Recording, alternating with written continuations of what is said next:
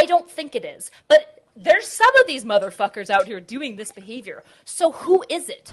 Hello, motherfucker. I just think it's a confusing situation because it also really comes down to the guy's like mental state, right? Because yes, it does happen where the girl gives you a playful no, like, oh no, I don't want to do this, but she's really down, right? That happens, right? This isn't the agency part isn't the part that I'm having an issue over necessarily. The point is the emphasis of what we're talking about. Who cares if you're having an issue?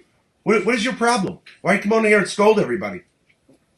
You don't need to be here if you don't want to be a part of this conversation. What's your problem? Why are you coming on here scolding everybody? Chill out, Ben. Chill out. I'll say again, if you don't want to be here, you're welcome to leave. You don't have Yeah, you're welcome to leave too. Chill out, Ben. Alex, I demand my rights. Okay. Yeah, he's trolling. Yeah, he's trolling. I don't know Chill what out. The whole point. I invited Kyla. Just take it easy. Go ahead. I'm just kidding with you, Kyla or Kayla, whatever your name is. The whole point that I'm trying to get at is the concern of emphasis. For women, my frustration with women and Yas Queen girl group is when we talk about sexual assault, we just want to talk about how dirty, pig-headed, gross men do sexual assault. And that's about the end of the conversation. When a really important part about the conversation are things like, how do we make our cues more explicit so that situations that are messy and like unclear consent leads to somebody getting assaulted? What group is this? Queen right? group?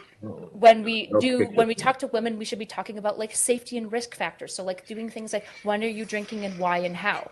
When men are talking about sexual assault situations, You should be exclusively focusing on making sure that you figure out which men are doing the intentional rape, like Alex said, the worst kind, and the men that are being so predatory and selfish that they're doing the second type of rape, which is that they're like not taking the nose. Does this ever end? Does this ever end? You just go for like 10 minutes at a time? Everybody just sits here? But I think, okay.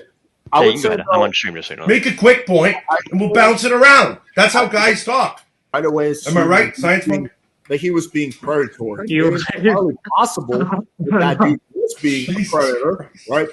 I agree. We don't know, right? And I'm willing to grant that maybe it wasn't the most malicious kind. It was somewhere in between. What's important for men to get at is what is going on, because the men that fuck up in this way, by the way, are ruining it for the rest of you as well. They're the men that are going to be the type of characters that when women talk about like bad apples of guys who like can't figure out when to know. Oh God! Stop! What'd you think about the thing where he's saying you have to? Can we please mute Alex, kick this dude, bro. Kick him. Like, get him out of here, bro. I'm gonna mute him.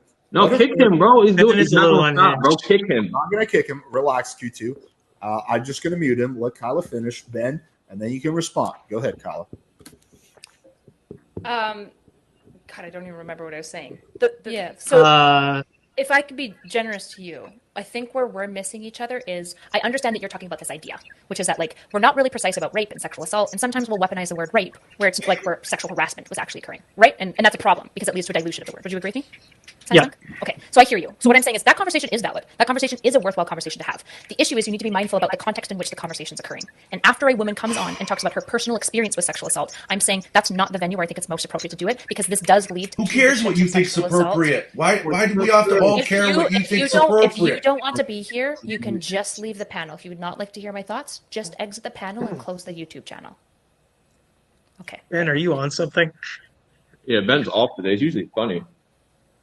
He's still talking. He doesn't realize he's muted. Okay, keep going. Were you finished with the point?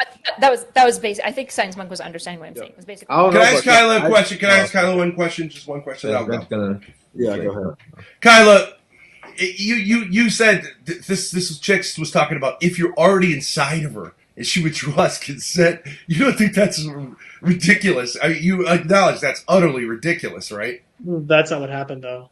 No, but she was saying that is a different theory. That's utterly ridiculous. No fun at all if you could withdraw consent every moment of the.